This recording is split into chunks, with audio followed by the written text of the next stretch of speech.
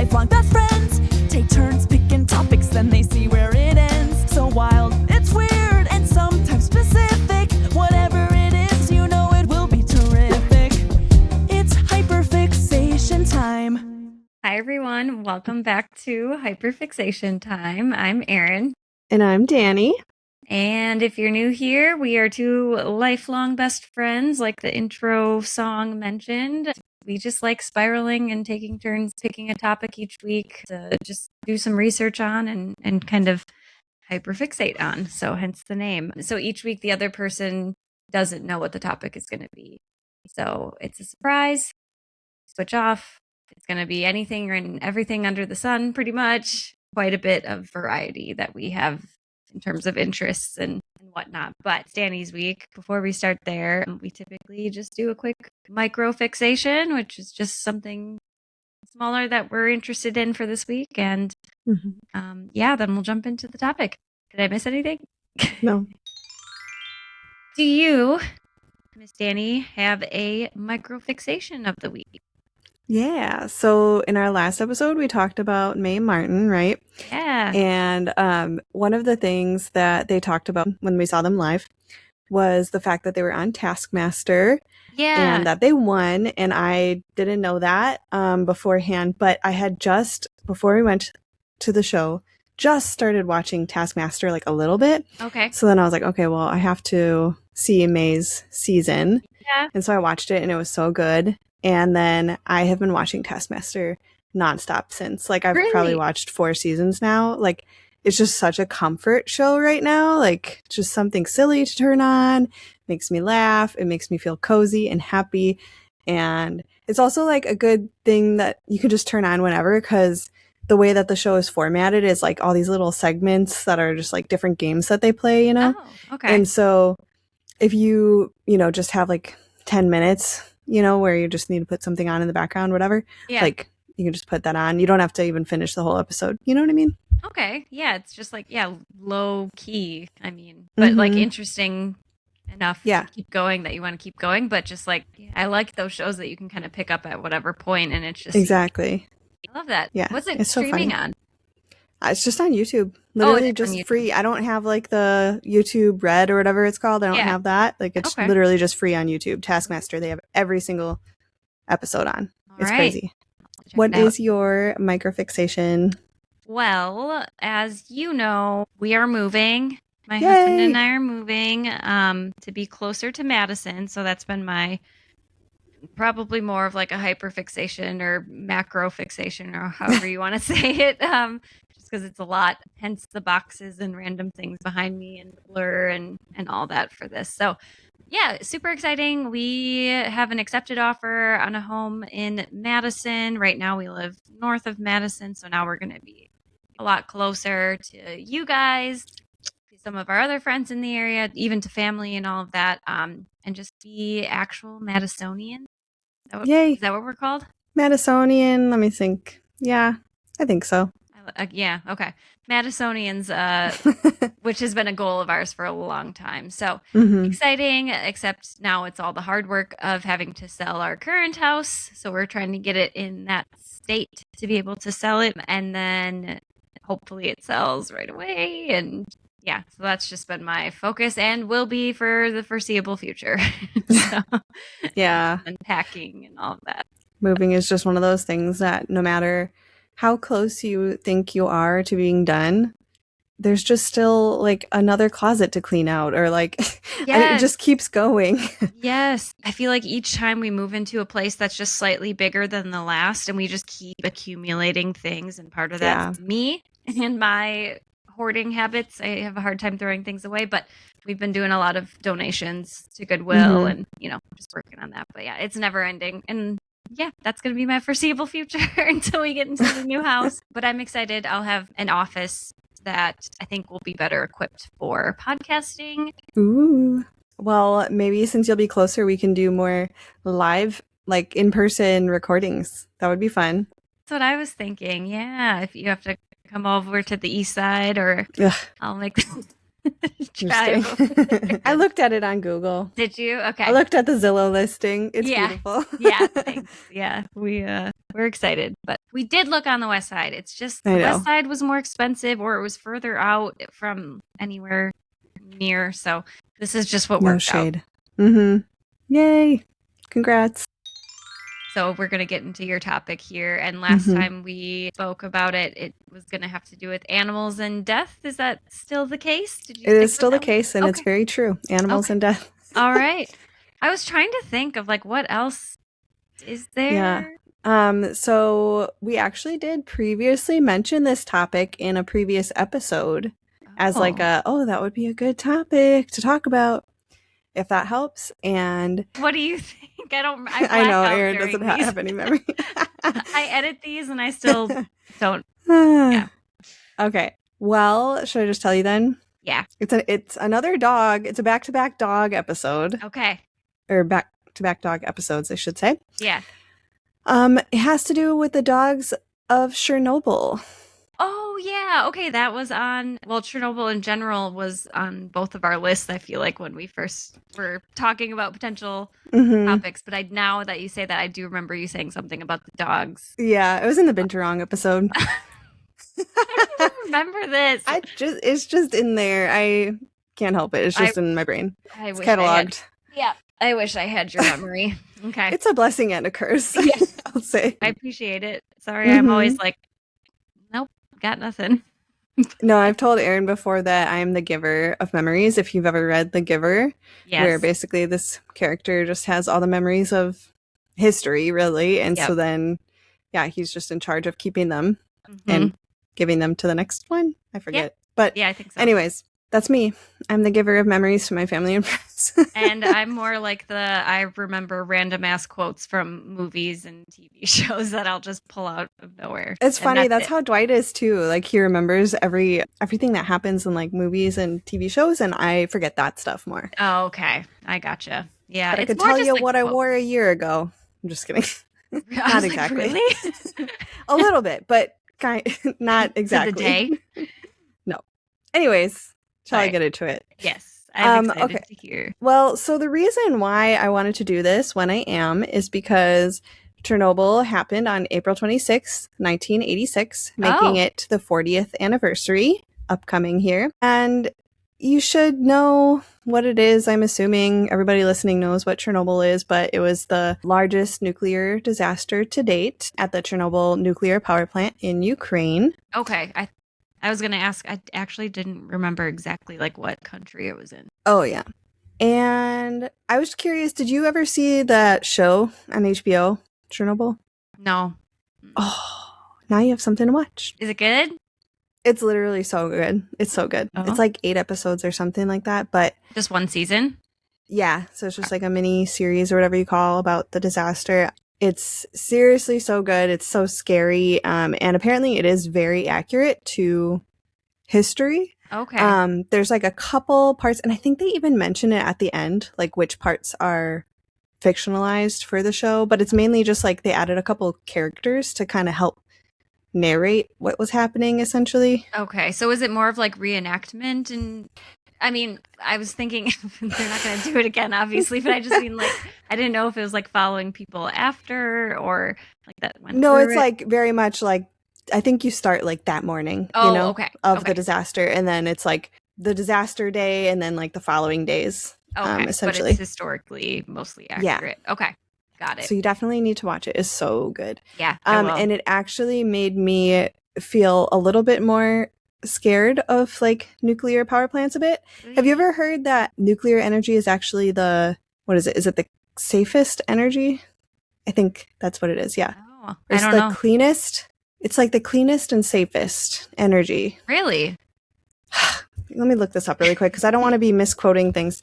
It is one of the safest and lowest carbon energy sources available. Oh, okay. And I remember learning this in college and being like, oh, okay, well, we should just invest more in nuclear energy then. Yeah. Okay, and then I watched Chernobyl, and then I was like, oh, it's like, you know, how flying an airplane is safer than riding in a car. Yeah. Yep.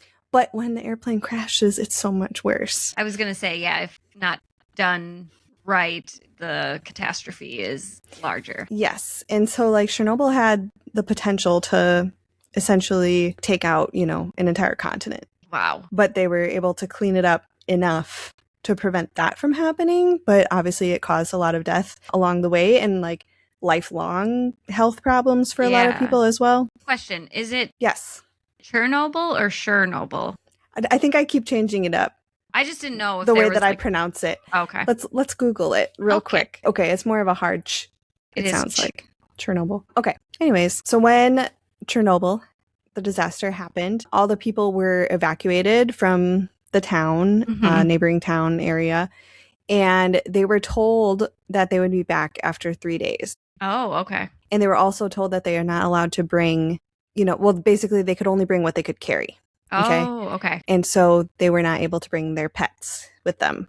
Oh, that's very sad. Yes. And again, carry they my thought, pets. What? I know, I can right? carry my pets, right? But it's probably just like, I don't know, like, what "Hey, else we'll do you have be back." to carry? And, Yeah. And they'll be back in 3 days. So most people just kind of left out extra food and water for their pets. And then this is sad, but some people, I guess, left notes on their doors saying like, please spare my pet, or like, take care of it or whatever. I don't really know what the notes exactly said, but just letting like whoever was coming to know that there is a pet inside. Oh.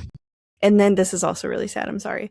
But apparently some of the dogs like actually were chasing after the buses that they used to evacuate people.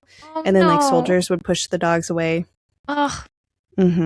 And since you didn't see the show, you're not going to know this next part. Okay. Which is sad, and I'm sorry. And they do show this in the show. Okay. But basically there were these people called liquidators that like after the disaster happened, they were soldiers of the Soviet army, and they were ordered to go and round up and kill as many of the pets that they could. Oh, no. And it was sad, like even the soldiers themselves, like I think they showed this in the show, like they didn't really want to do it, like they felt bad. But the pets were exposed. Exactly. Is that why they had to then go back and... Yeah, the animals were all exposed, so like if they got out of the evacuation zone, then they would just be spreading that radiation. It's not like they would probably last long either, or like have some horrible health something because of it too. Not that, anyway, okay. So it's kind of one of those things, it's like, I get it. Is there a better way? I don't know what the better way is. Oh. It's sad though. I guess the best way would have been if they were able to take them in the first place, but nobody knew what was going on.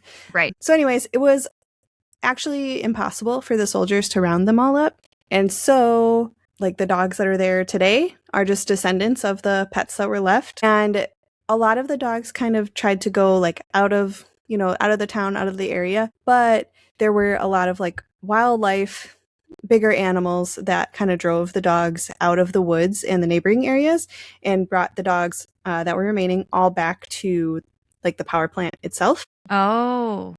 Because that's like the safest area for them. Okay. And so I guess that the woods surrounding this area has a lot of wolves, and the wolves are thriving right now. Like the population has increased a lot for the wolves. And this is kind of a side note, but I figured it was related because, wolves, dogs. Yeah. It's their ancestor. Yep. Anyways, so the wolves population is actually 7 times more dense than like other protected areas of Belarus. And they've been eating radioactive deer, and the deer eat radioactive plants. So a lot of these wolves like have been consuming a lot of radioactive materials and are kind of have radioactivity inside themselves. So a lot of scientists are really intrigued by this. It is very interesting, like how are they surviving and why are they thriving? Yeah, they're just expecting because they're eating the deer with radiation that like the wolves would be worse off. Right. It's kind of like, why aren't they just dying off? Well, why aren't they developing cancer? Yeah. Instead, some of them are is thriving. Like it's Okay. And so it's kind of like they're also just wondering if it has to do with the fact that there's not really any humans around. Oh, okay. Sorry, one question that came to mind. I'm realizing how much I don't know actually about Chernobyl in general, but how big of an area is it, or like, and it's still contained to this day, right? Like is it like fenced, or how does? Well, okay. Yeah, sorry. Unless you're going to get to that. A little bit, but not like fully like how big the area is. Okay. I'm just curious. I'm like trying to picture. Yeah, no, that makes sense. Like the size of a city like Madison or like Howard's Grove? Yeah. So it looks like there's like a 30-kilometer zone, and I think that's like the evacuation zone, declared exclusion zone. Oh, it's close to Belarus. Okay, that's what you said. Belarus. Okay. And then is it like, is it gated off or? I don't know if it is actually, because you can go there now. It's, cleaned up enough that there's a lot of the areas that you can, like, I know people like go there as like tourists, I think. But the Chernobyl power plant is actually still in operation. Really? There's over 3,500 employees that work there. Wow. On a daily basis. So I don't know like what they I didn't look into this. But I don't know if they have to like go through anything to make sure, that they're not just getting radiation, because like I feel like maybe it's fine for you to go there for a day or something like that, but like to be there long term like that, I feel like that would be an issue. Okay. So yeah, and I'm also seeing there's an area of approximately 1,000 square miles in Ukraine where radioactive contamination is the highest, and public access and habitation are accordingly restricted. So I don't know that there's necessarily like a fence. Okay. There probably is a fence, around the actual power plant. Yeah. And I think there's probably like, I don't know, like the exact spot where, the explosion happened or whatever is probably like super extra dangerous, but. Okay. Yeah. I realized I just haven't even gotten like a picture in my head how big it is and how much territory these animals have. And I'm so excited for you to watch the show and to text me and just be like, holy shit, this is crazy. I know. I need a new show. Like, it's just like one of those shows you watch and you're like, I cannot believe that this is based on a real thing that happened. Yeah. Like it seems like a sci-fi, like. Yes. Like this should not have been a thing.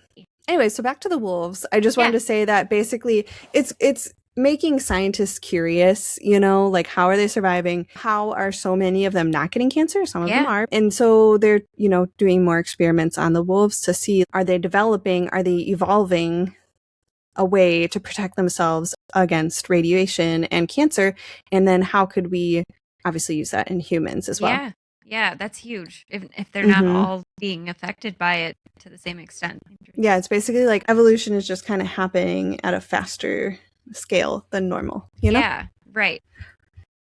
Okay, so getting to the dogs themselves again, there's varying numbers online, of course, so like how many dogs are actually there. But I think right now there's estimates of over 700 dogs. Oh. And also 100 cats. I was going to ask about cats. Okay. And I'm curious, just again, we've worked with animals, we've worked in shelters, and we both know that cats breed a lot more and faster than dogs. So I'm very curious about why there's more dogs than cats. Yeah, that's interesting. I wonder if there's some genetic component or something. Maybe not genetic. Maybe they have people or like nearby vets or something that do like spay and neuter pretty often or something like that. I was thinking about the math of it all. That would be, I'd assume that there would be more cats than dogs. And you actually did touch on something that I will talk about a little bit more later as well. Oh, okay.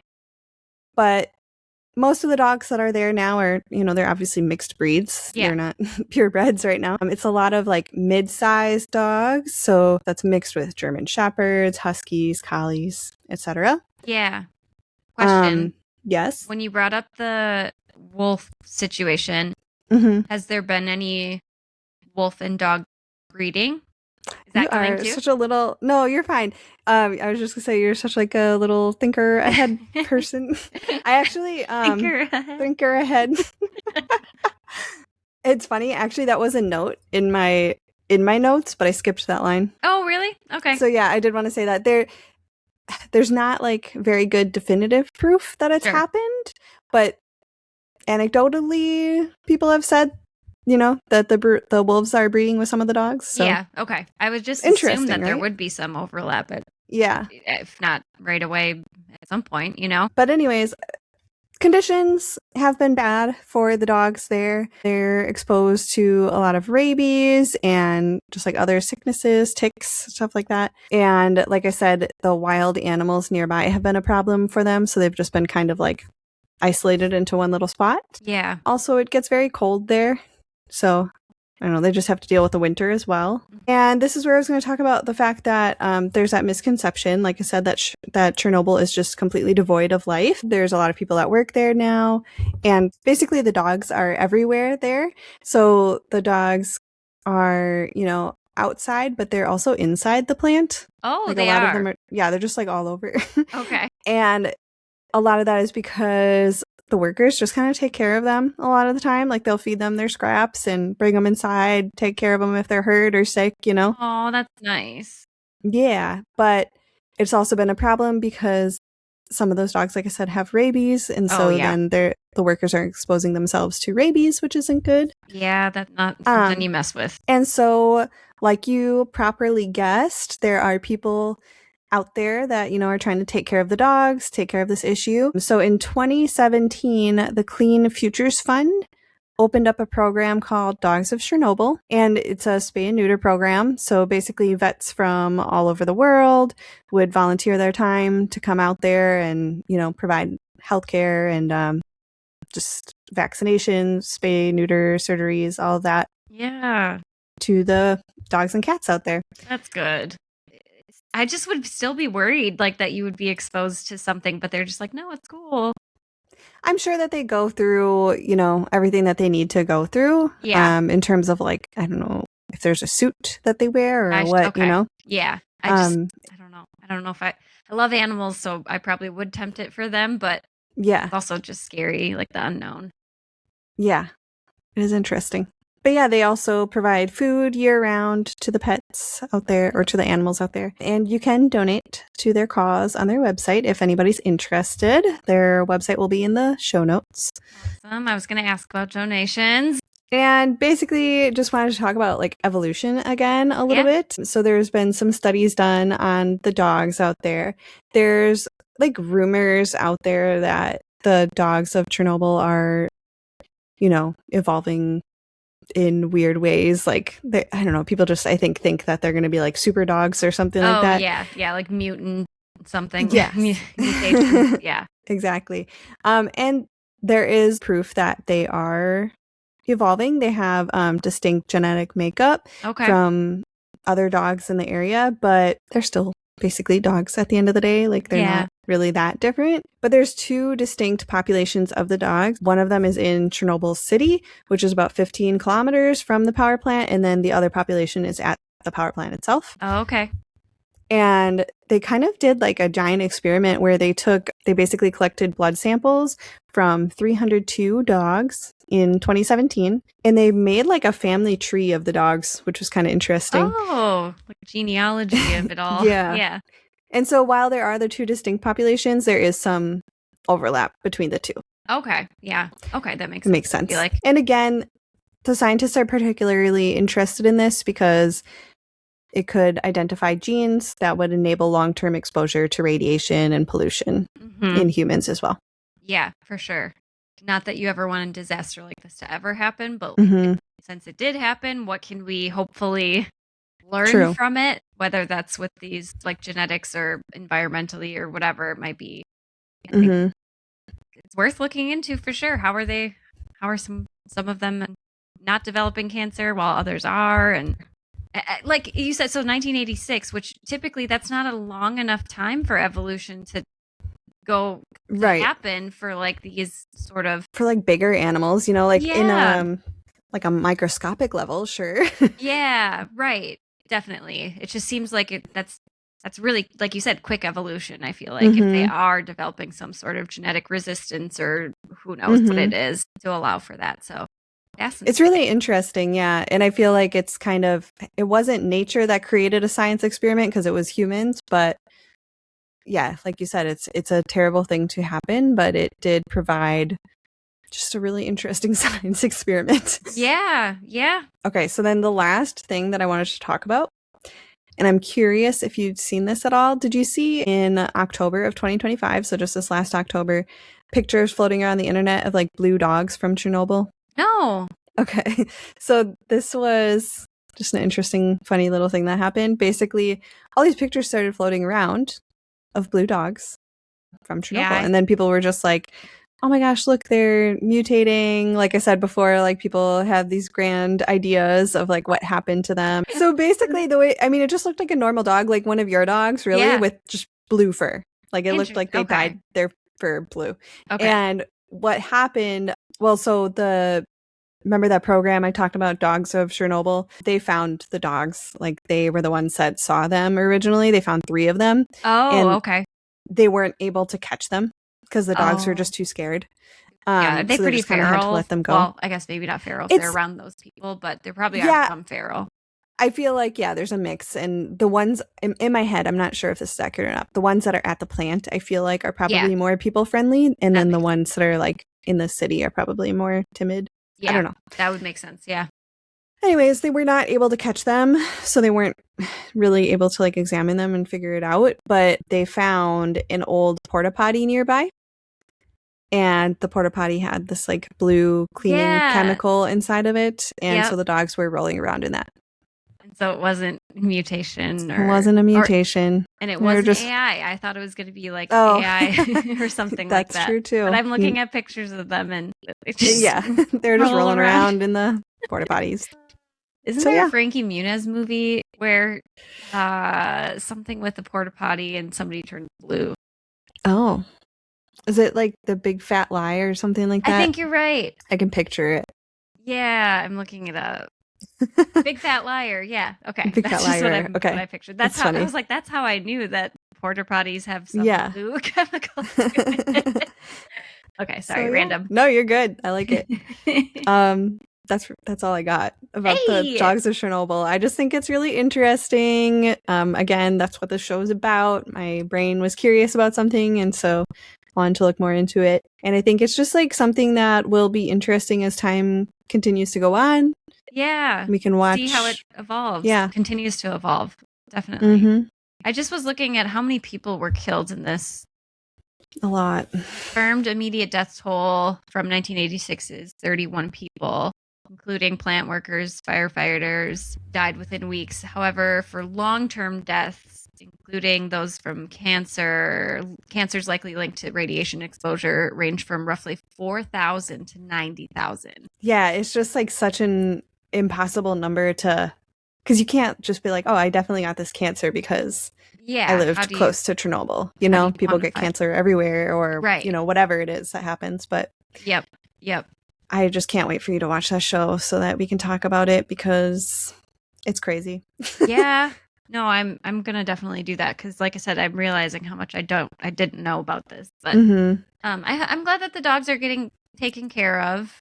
Yeah, I hope the cats are too. I'm assuming if they do for the dogs. I wonder, were there any other like mention of other pets? Like I'm trying to think, like radioactive guinea pigs. I don't think that any of the small animals fared very well because I imagine the dogs, dogs had to eat. Something and yeah, that's true. Okay. Or they probably couldn't even I don't know. It's not like they could escape their cages or something. So probably a lot of them just probably passed. I'm sorry. No, it's okay. No, I just was like, I'm trying to think of what other animals, like birds. A parrot. I don't know. Yeah, they probably wouldn't do well. It's pretty cold. Yeah. Any reptiles, the same thing. It's cold.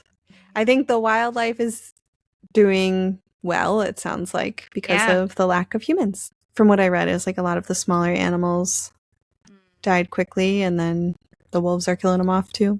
Yeah. I don't know. They're thriving. Mm-hmm. We're gonna bring back dire wolves. Yeah. Wait, they are bringing back dire wolves, aren't they?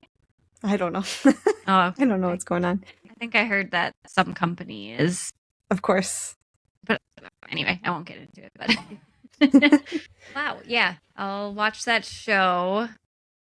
I'm always giving Erin homework. Yes. I'm in like a slump a bit for shows right now. So I appreciate it. And I often think about, like big disasters like this or 9/11 or hurricanes and things like that. Like how terrible for a lot of pet owners to have to leave them behind or do their best. But like, I don't know. Sometimes I think about like if we had to escape the house really fast, how do I get all my cats and all my dogs? Yeah. With us. Scary. Yeah, I hear you. I just think about that. No, it is sad. I'm sure that a lot of people have like lived with guilt their whole lives because of it. You know what I mean? Even though they're not to blame. It's They're just not, yeah. It's just one of those things you would feel guilty about. Right. I just know that I would, you know? Right. Well, I guess we'll see where evolution takes us too. Yeah. I'm curious. I mean, if there's any sort of cancer. But at the same time, I actually feel like because of the spay and neuter clinics, like maybe they're gonna kind of dwindle out. Did you want to give me a clue for next episode? I have nothing.